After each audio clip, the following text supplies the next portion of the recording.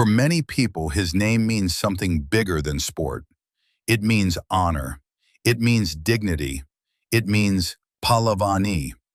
Gholam Reza Takhti, a wrestling champion and a champion in people's hearts.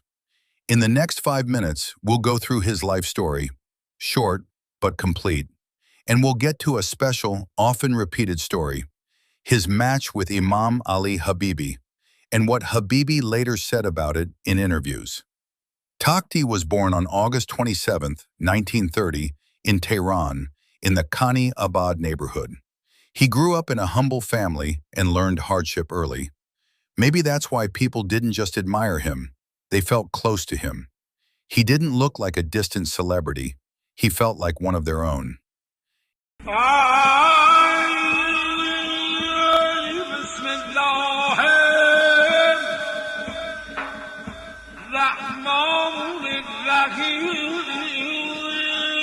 As a teenager, Takhti took both traditional training and wrestling seriously.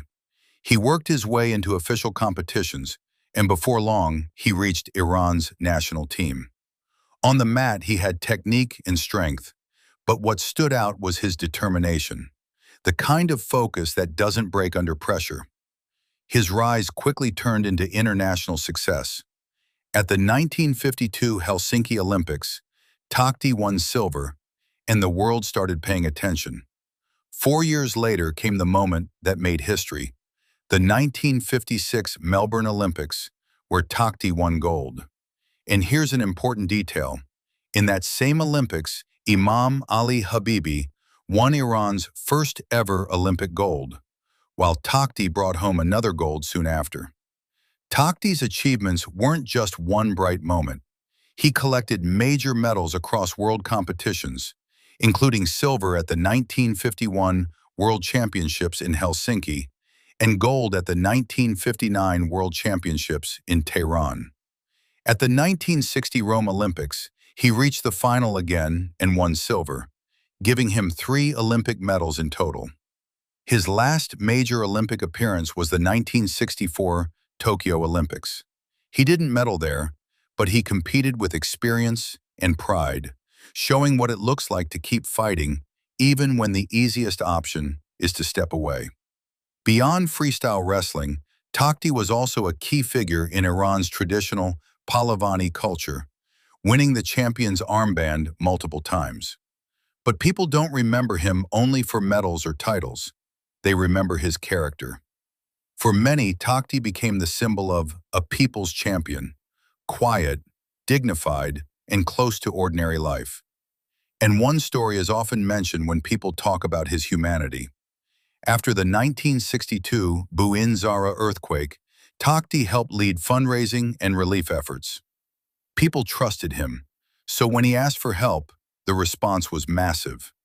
That's why he wasn't just a champion on the mat, he became a champion in real life. Now let's get to the story many are curious about. Takhti and Imam Ali Habibi, rivals and also friends. Habibi, often called the Tiger of Mazandaran, later spoke in interviews about an older match with Takhti. من یک بار باهاش کشتی گرفتم. او پهلوان تهران بود، من به نام پهلوان مازندران. ایشون 2 دقیقه و 40 ثانیه از دست من ضربه شد. کجا بود این کشتی؟ خیابان ناصر خسرو، سالن دارالفنون. کیا بودن اونجا؟ همه نمایندگان ورزش.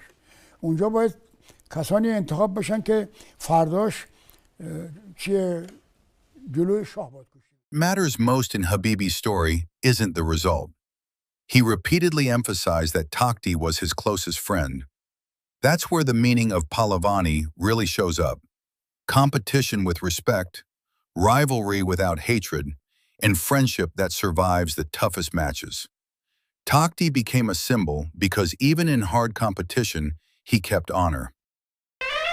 Then comes the most painful chapter. Takhti died on January 7, 1968.